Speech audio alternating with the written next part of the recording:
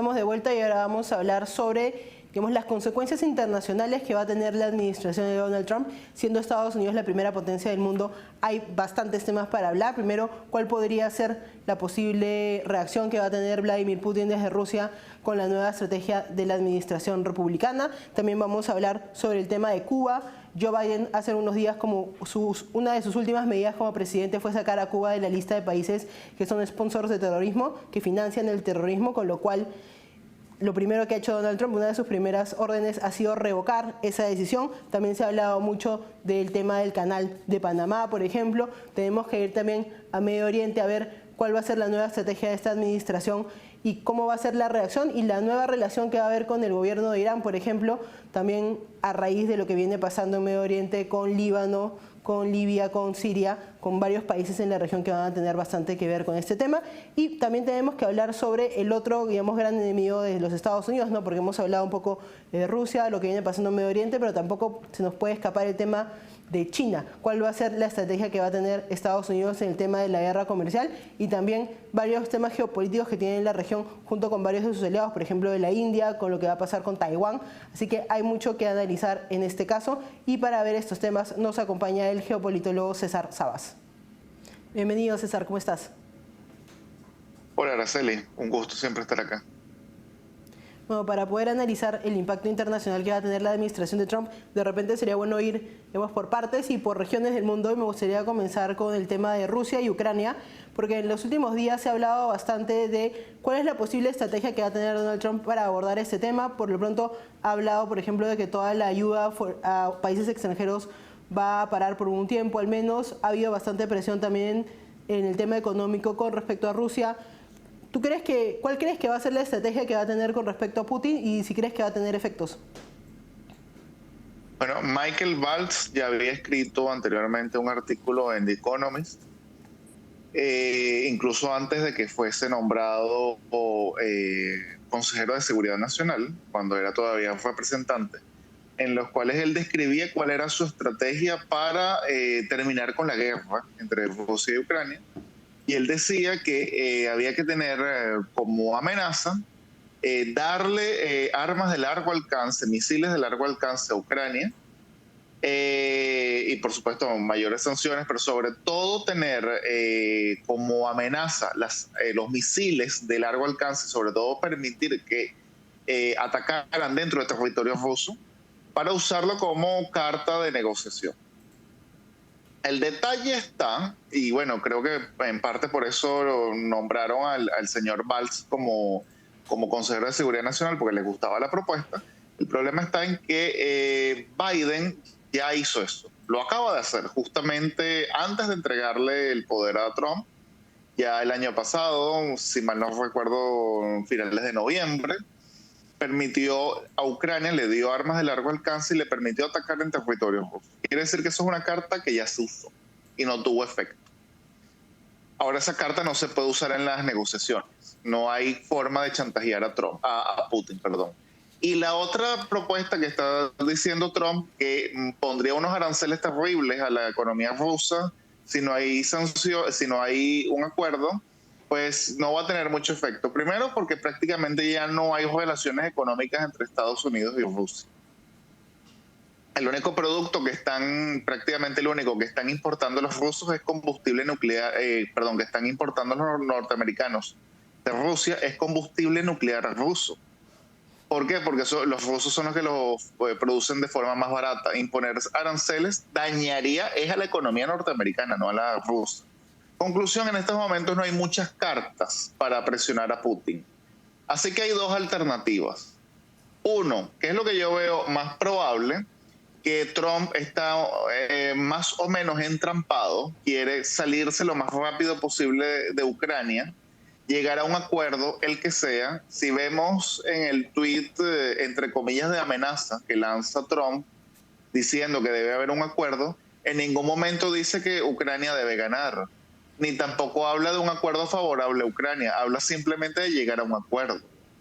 Entonces aquí podemos ir a la opción número 2. Yo no la veo la más probable, pero le doy un 30% de probabilidades, de que es que Trump ya vea que esto es una guerra irremediablemente perdida para Occidente, pero va a disfrazar la capitulación occidental en un big deal, pues, es decir, un gran acuerdo en el cual pues las exigencias de Putin quedan reconocidas, pero el que llegó al acuerdo fue Trump, porque Putin no tuvo más opción que firmar ese acuerdo, porque si no le ponía unas sanciones terribles y bla, bla, bla.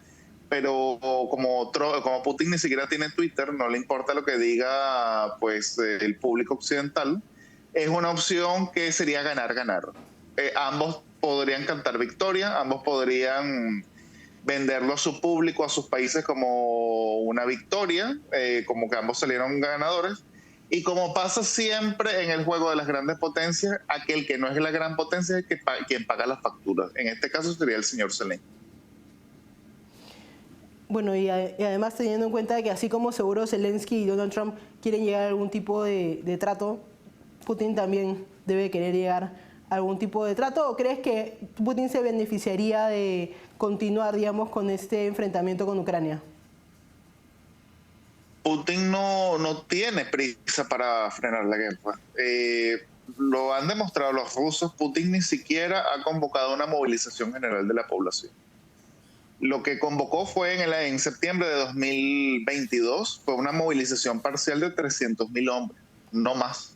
Hasta el día de hoy las fronteras rusas siguen abiertas, se sigue dando pasaporte a todo ruso, tanto dentro como fuera de Rusia.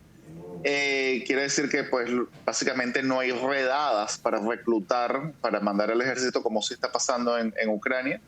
Y de paso los rusos han convertido su economía en una economía de guerra, cosa que le conviene principalmente a los chinos, porque esta guerra en Ucrania está desgastando el complejo militar e industrial occidental.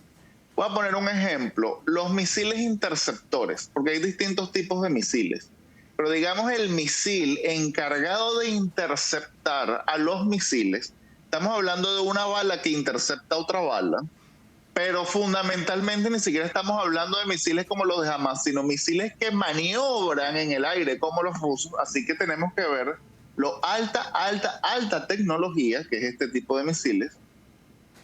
Es muy caro producirlos, y no solamente que es muy caro, sino que toma mucho tiempo.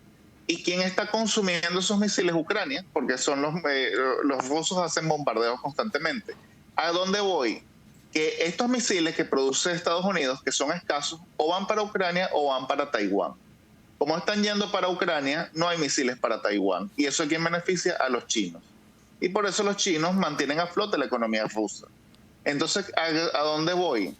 Putin no está interesado en frenar la guerra si las condiciones de parar la guerra no recogen por lo menos en un 90% sus exigencias.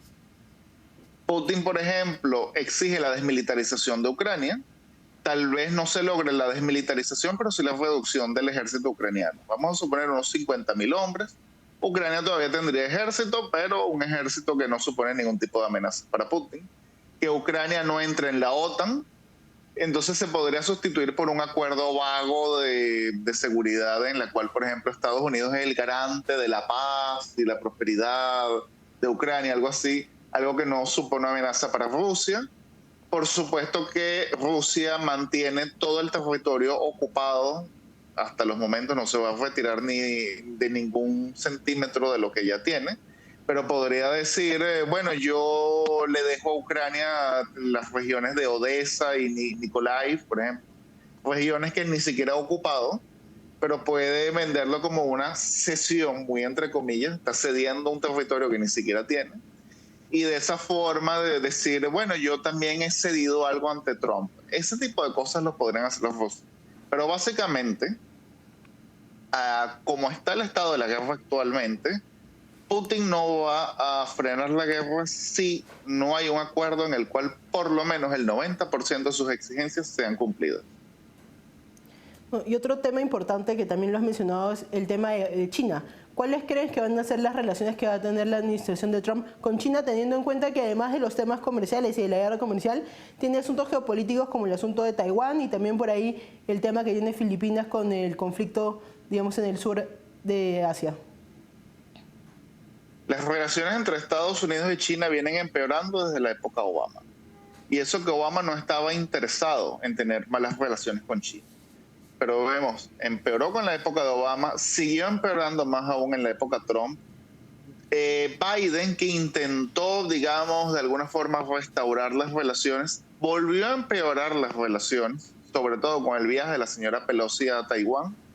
Y en mi opinión, haga lo que haga Trump, van a seguir empeorando porque ya las relaciones ya superan, o sea, los puntos de fricción superan lo que puede ser las relaciones personales entre los presidentes o entre partidos. Es un problema estructural.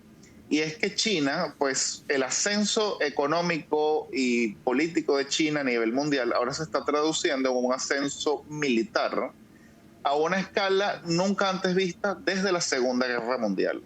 China está experimentando el rearme más asombroso de la historia humana desde la Segunda Guerra Mundial.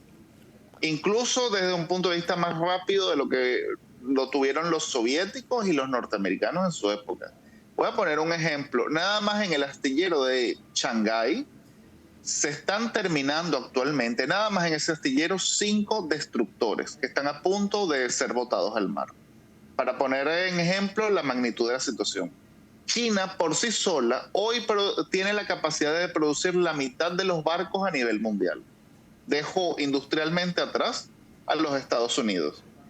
Entonces, ¿qué es lo que sucede? Estados Unidos, como expotencia hegemónica, que ya en este momento no es la potencia hegemónica, podríamos hablar de primacía, pero hegemonía es un concepto muy distinto, tiene 2 alternativas. O renegociar un nuevo acuerdo, un nuevo pacto mundial, una especie de reparto tripartita del mundo, una especie de G3 de las grandes potencias entre Estados Unidos, por supuesto, Rusia o China, o tratar de contener el ascenso político y militar de China, haciendo una especie de OTAN asiática. Viendo a las personas que Donald Trump ha puesto en el Pentágono y fundamentalmente a su subsecretario de Defensa para las Políticas, que es el señor Elbright Colby, creo que ellos van a decantarse por tratar de hacer una especie de contención a China, apoyando a los aliados norteamericanos en Asia, para tratar de hacer un contrapeso militar a China. Y por eso creo que los chinos pueden recurrir a crear alguna especie de crisis política y militar en Asia. Tal vez incluso lo podríamos ver este año. Y hay muchos puntos de fricción, no solamente Taiwán. Puedo citar, por ejemplo, el mar de la China Meridional. Pero creo que ya los chinos están a punto de desplegar su poder militar. No, y además creo que es algo que la administración de Trump tiene bastante claro porque justamente tanto Donald Trump como Marco Rubio, el nuevo secretario de Estado, han hablado específicamente de las amenazas que implican Rusia y China, pero hay otro tema importante también siempre que se habla de Estados Unidos y lo que está pasando en el mundo, que hemos hablado varias veces contigo, que es Medio Oriente. Otro de, digamos, los grandes frentes que tiene es el tema de Irán, y quería preguntarte cuál va a ser la política de Donald Trump con respecto a Irán, dado el contexto actual, ¿no? Es un contexto en el cual, digamos, Bashar al-Assad ha sido derrocado en Siria, ha habido un debilitamiento debido al enfrentamiento de Israel con Hamas y Líbano y los grupos terroristas como Hezbollah. ¿Cuál crees que va a ser esa nueva estrategia de la administración republicana? Bueno, tenemos el recuerdo de la administración pasada Trump, que tuvo una política muy dura hacia Irán y regresó lo que se llamó la máxima presión hacia Irán. Pero en esa época estaban los neoconservadores en la administración, principalmente Mike Pompeo como secretario de Estado y John Bolton como consejero de Seguridad Nacional. Pero en esta administración los neoconservadores han sido apartados. De hecho, Mike Pompeo no fue nombrado en nada y de hecho el mismo Trump dijo que no lo iba a nombrar en absolutamente nada. John Bolton salió por la puerta de atrás. Y hay una guerra dentro de MAGA, el movimiento MAGA, a todo lo que podría ser una idea neoconservadora. Y de hecho, una de las personas más influyentes de MAGA, el señor David Sachs, que es actualmente el zar de las criptomonedas, dijo que iba a hacer todo lo posible y mover toda su influencia para que los neoconservadores no tuviesen peso en la administración. ¿Por qué digo esto? Porque si bien Trump ha hablado muy duro de Irán, vemos y pareciera ser el caso que estos moderados de MAGA están ganando la partida. Y lo vemos con el caso de las negociaciones entre Israel y Hamas, que se han decantado por una vía intermedia, a pesar de que Trump amenazó con que si no había un acuerdo iba a incendiar el Medio Oriente y que Hamas tenía que tener cuidado y bla, bla, bla, bla. Al final el tratado, o digamos lo que se pactó, fue mucho más favorable para Hamas de lo que se pensaba en un inicio. Inclusive ha tenido una posición más moderada en el conflicto que la propia administración Biden. ¿Y por qué lo señalo? Porque pareciera que va a ser el caso con Irán. Ya se está hablando, a pesar de que la administración Trump tiene como una de sus opciones bombardear a Irán, y me parece que está bien que lo tengan como una de las opciones, porque es como que una carta de negociación. Pareciera que más bien se están decantando por llegar a un nuevo acuerdo nuclear con Irán, y que podría ser incluso más amplio del que negoció Barack Obama en su momento con Irán. ¿Por qué se da esto? No necesariamente Trump ha traicionado a nadie y no necesariamente es una especie de veleta que cambia de opinión dependiendo del contexto, no. Trump perdió las elecciones pasadas, o por lo menos salió de las elecciones pasadas. Y en 4 años el mundo ha cambiado muchísimo. No es la misma China de hoy que la de 2019. Tampoco es la misma Rusia de hoy que la de 2019. En estos 4 años, Rusia ha anexionado cada vez más territorio y controla más recursos. Y China construye cada vez más barcos. ¿Eso qué quiere decir? Que el poder global de Estados Unidos se ha reducido. Es lo que llamamos los geopolitólogos una decadencia relativa. Porque hay gente que me dice, no, pero yo veo que la economía de Estados Unidos está bien, así que te estás equivocando, no hay decadencia. No. Cuando hablamos de decadencia relativa, no es que como país ellos están decayendo. Tú puedes invertir en Estados Unidos, puedes crecer, el país va muy bien. Pero la brecha que separa a Estados Unidos del número 2 y el número 3 se ha reducido, lo cual quiere decir que su capacidad de acción a nivel mundial es menor. ¿Y qué sucede esto? Que ahora tiene menos, digamos, recursos para contener a China de la que tenía en el año 2019.